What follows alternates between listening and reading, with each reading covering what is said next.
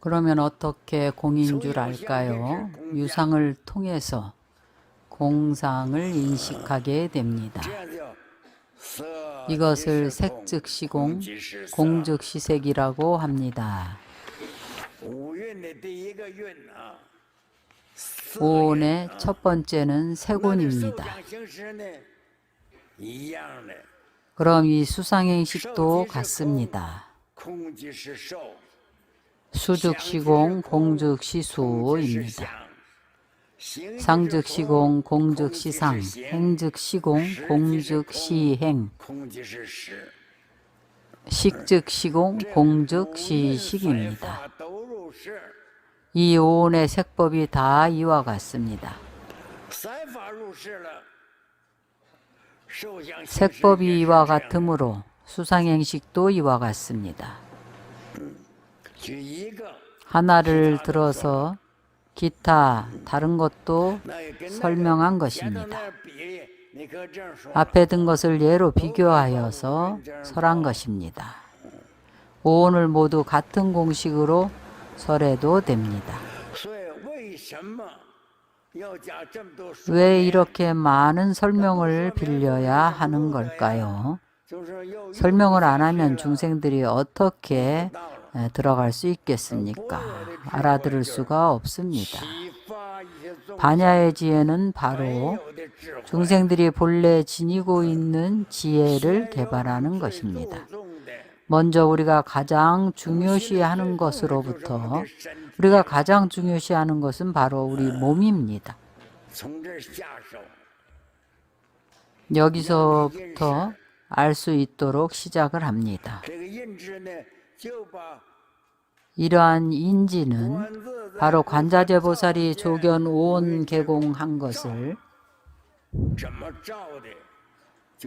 비추는 것을 어떻게 비추었는지 그렇게 비춥니다. 하나의 몸과 하나의 마음은 소멸합니다. 하나의 몸과 마음이 모두 소멸하는 줄을 알면 한이 멸하면 참됨이 드러납니다. 진실이 나타납니다. 먼저 몸이 멸하기 때문에 몸이 멸하면 마음의 집착도 없어집니다. 환의 마음이 멸하면 바깥의 경계상은 일체의 경계상이 모두 없어집니다.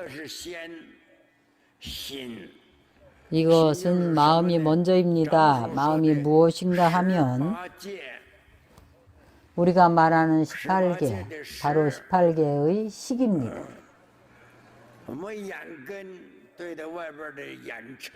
우리의 안근은 바깥의 안진을 마주합니다. 육진의 경계 가운데 색진입니다. 일체 색법은 안근으로 마주합니다.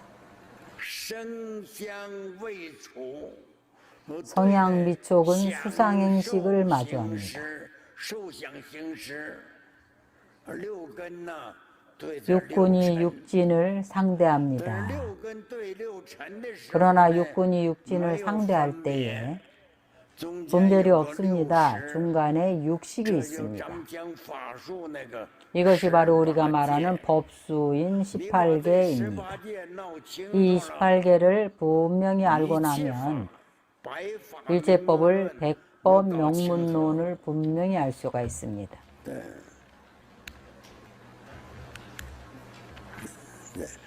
지금 종합해서 설하면 오온은 모두 공한 것입니다. 우리의 몸과 마음이 모두 공한 것입니다. 이것이 우리 마음이 바깥 경계를 관해서 경계인 오온이 다 공하고 나면 능히 오온을 관하는 이 마음은 역시 공한 것입니다. 경계가 없으면 마음도 없어집니다. 마음이 없어지면 경계가 사라집니다. 이 때가 되면 도가 성취됩니다. 마음이 없어지고 경계가 사라지면 일체 제법이 다 존재하지 않습니다. 그러면 도를 성취한 것입니다. 도를 성취했다는 것이 어떤 것인가 하면 진공의 이치를 증득해서 이승을 초월했다는 것입니다. 그 순간 바로 이승을 초월합니다. 대범이라고 하는데 큰 마음을 지닌 범부라는 것입니다. 소승의 성인보다 수승합니다. 근본적인 이치가 바로 여기에 있습니다. 범부는 심수, 심법을 관해서 그 자리에서 공한 줄을 알지만 이승의 수행자들은 안 됩니다. 이승의 수행자들은 매우 집착을 합니다. 그 집착을 내려놓지 못합니다. 그가 이미 도를 얻었기 때문에 무엇을 얻었는가 하면 인아공을 얻었습니다. 그것이 구경이라고 생각을 합니다. 그러나 호겁으로 말할 것 같으면 그들은 아직 진사옥과 무명혹이 남아 있습니다. 아직 미혹함이 있어서 청정하지 못합니다. 그래서 관자재 보살이 사리불에게 설합니다. 잘 생각하고 사유하라고 하신 겁니다. 그가 증득한 것은 구경이 아니라고 하신 겁니다.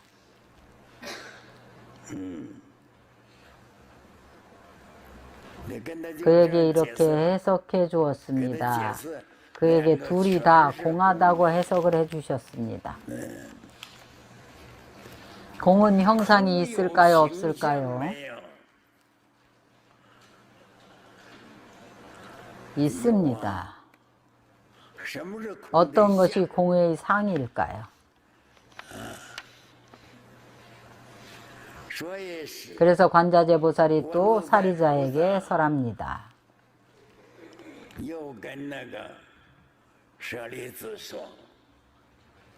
이 모든 제법의 공상은 불생불멸, 불구, 부정, 부증, 불감.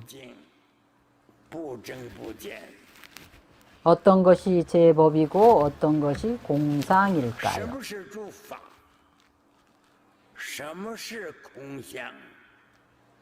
제법이 유라면 제법의 공상은 어떤 것일까요? 제법은 종합적으로 말하면 앞에서 설한 오온입니다. 색법은 일체의 형상을 다 그 안에 포함합니다. 수상행식은 심법입니다. 바로 색법과 심법 두 가지 법입니다. 그러나 형상이 있는 모든 법은 거짓입니다. 경전에서 그것은 공상이라고 설했습니다. 공상은 무슨 상인가 하면 진공실상입니다. 바로 관자재 보살이 증득한 것입니다. 조견오온계공이 바로 이 실상을 증득한 것입니다. 무엇으로 비추는가 하면 그는 반야지혜를 증득한 것입니다. 반야지혜로 비춘 겁니다. 이것이 진공입니다. 진공만 말하면 안 됩니다. 진공이 관조하는 경계에 대해 말해야 합니다. 진공이 마주하는 경계가 무엇인가 하면 그래서 제법에 대해 설명을 해야 합니다. 바로 제법의 체에 대해 말해야 됩니다. 제법의 공상이 어떤 모습일까요? 생멸법이 아니고 더럽고 깨끗한 것이 아닙니다. 또한 증감하는 법도 아닙니다. 이 6가지를 들고 3을 6법에 배대했습니다. 공상은 진공의 실제도리입니다. 관자재 보살이 조견을 한 그 비춤은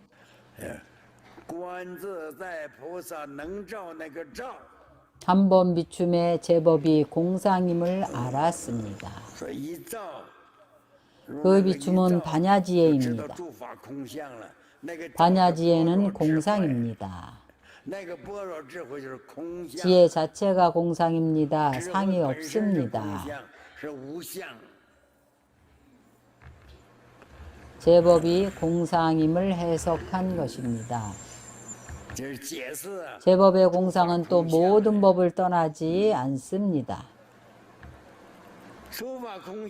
모든 법을 떠나서 무슨 공상을 이야기하겠습니까? 그러나 이것은 또 둘이 아닙니다. 제법의 공상이 바로 제법입니다. 제법이 바로 공상입니다. 둘로 해석을 해도 틀리지는 않습니다. 제법을 떠나서 공상을 이야기하면 제법을 떠나서 어떻게 공상을 이야기하겠습니까? 진공의 상은 어떤 모양이겠습니까? 제법입니다. 이 도리는 여러분이 참고해 보십시오. 많이 생각을 해 보십시오. 여러분들의 마음이 일체 경계상을 대면해서 이 경계상들이 모두 선법 안에 있습니다. 바로 오온의 법 안에 있습니다. 오온법은 신법과 색법이고 이 두 가지를 떠나지 않습니다.